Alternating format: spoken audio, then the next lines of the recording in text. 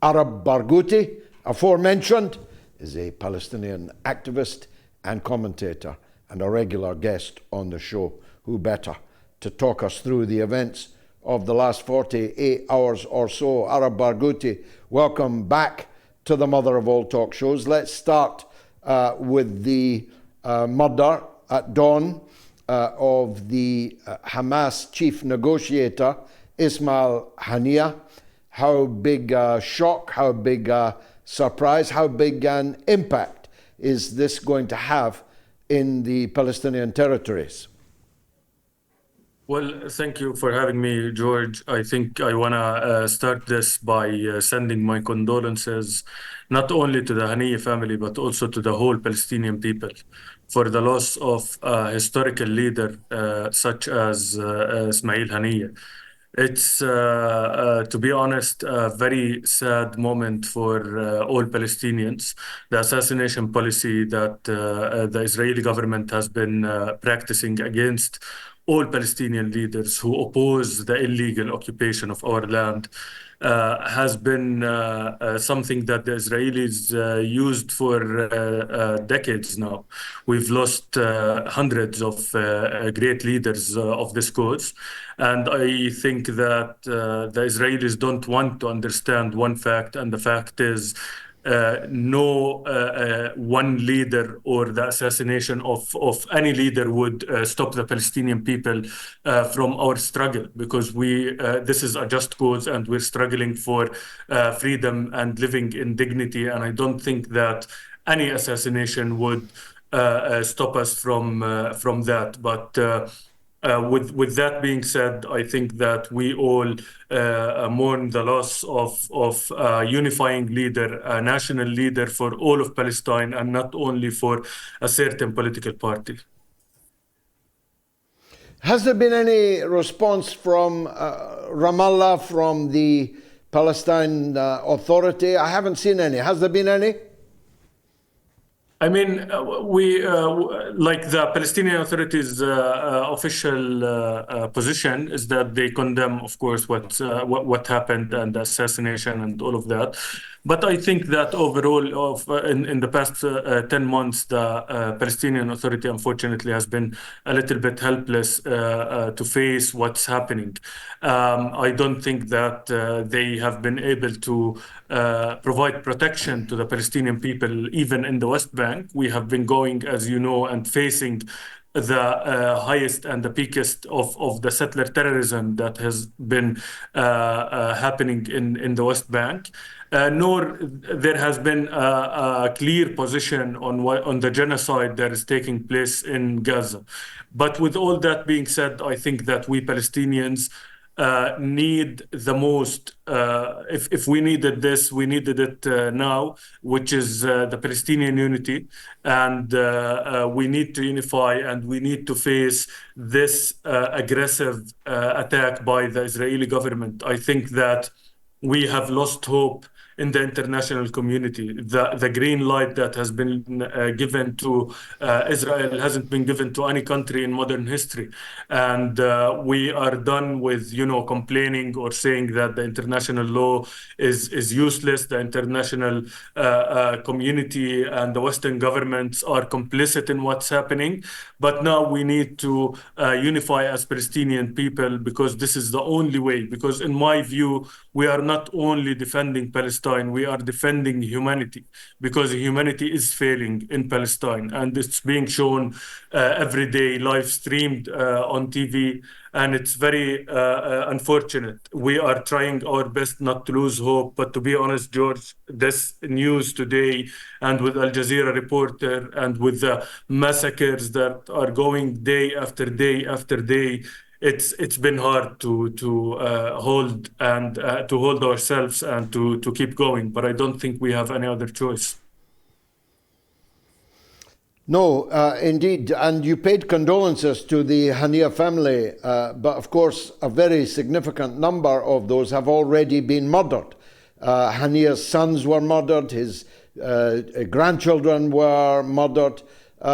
This kind of bloodlust was effectively mocked by Netanyahu today. He in a refrain, the name's Bond, James Bond, he put on his sunglasses, said, the name's Netanyahu, Benjamin Netanyahu. These people are laughing at the so-called international community and international law, aren't they? They are, and they are getting exactly what they want. The last thing that we expected, even if we already had no hope in the Western governments, the last thing that we expected is for the likes of Ben Gvir and Smotrich to be the biggest leaders of the current Israeli government. And I think that Netanyahu is a pure war criminal. Everybody knows that. I don't think that the history books will have any mercy on him, and he knows that very well. But he's using the fact that the American government is so weak in front of him. They applaud him, as we saw in the shameful in the shameful scenes in the Congress, in the American Congress. And as a Palestinian, I was absolutely disgusted to see this guy being applauded by the American government and the American Congress for his crimes. And it's just very clear to us what's happening. What's happening is that you have the Western governments that are supporting the racism in this world, because I always want to remind everyone that this is all about racism.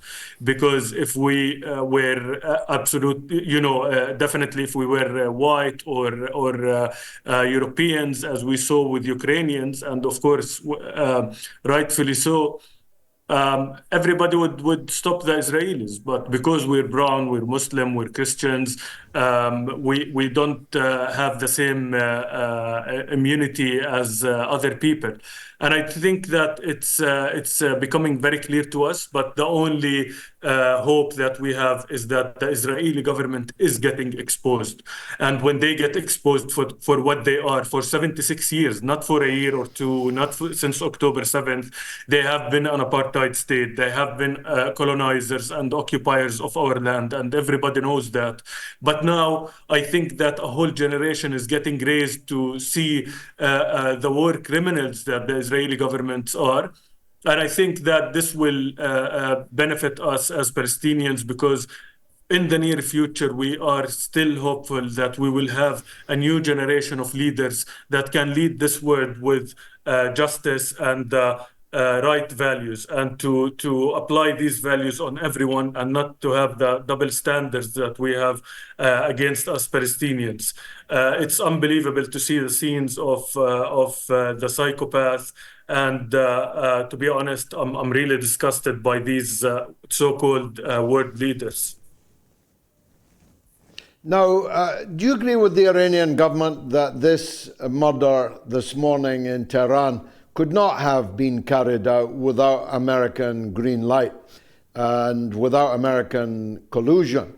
That's the stance of the Iranian government, which I didn't expect, to be honest, because it requires them now to do something about that.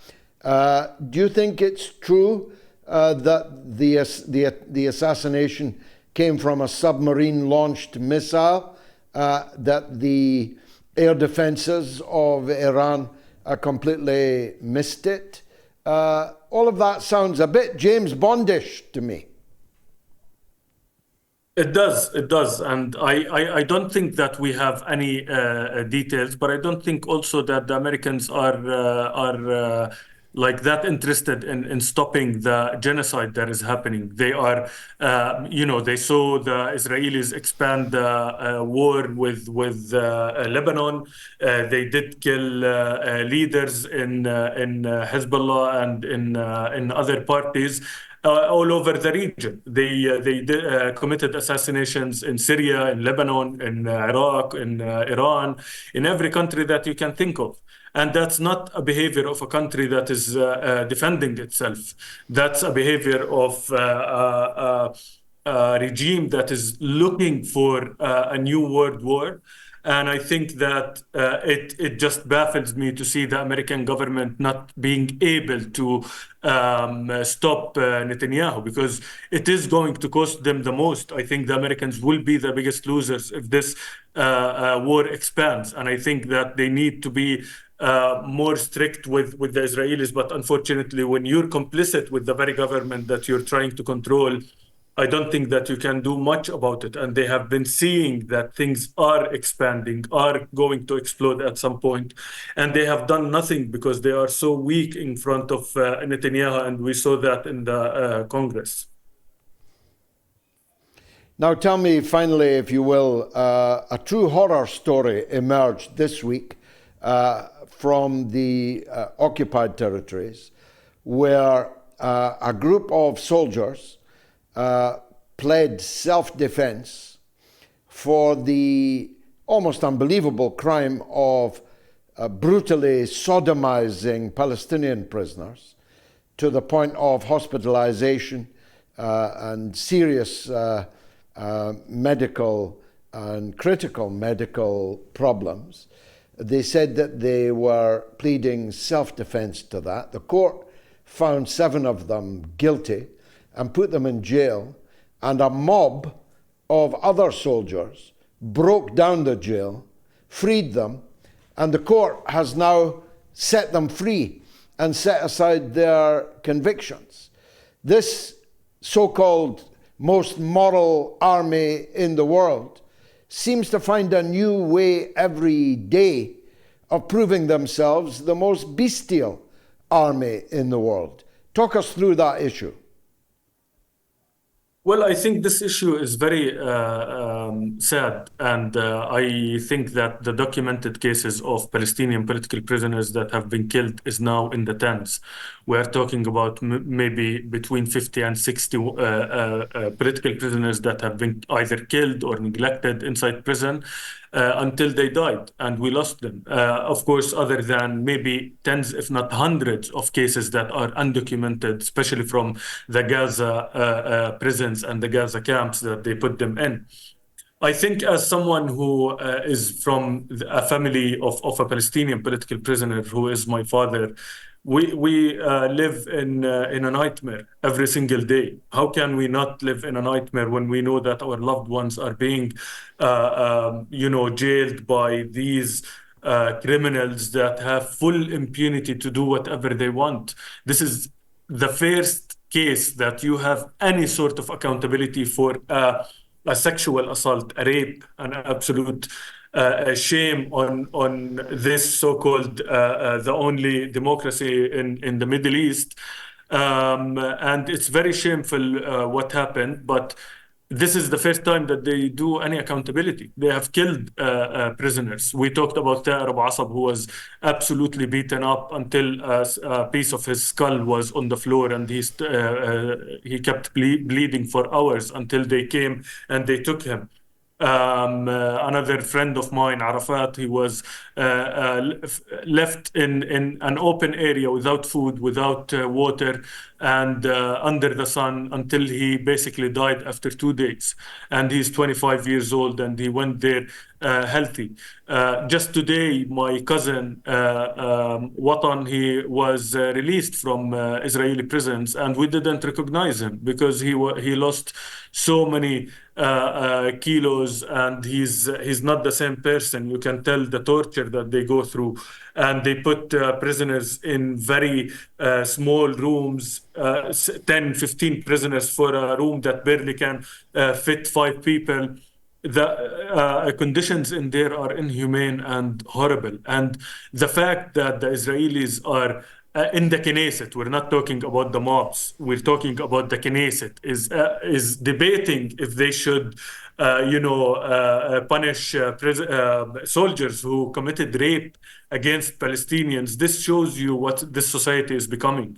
And I think the dehumanization of the Palestinian people is something that will be studied in history on how we got here. And I can't wait for that moment in a few years, hopefully, that we can look at this and we can learn not to have this oppression against any people in the future, because this is something that's unbearable, and we as Palestinians, we can't take it anymore.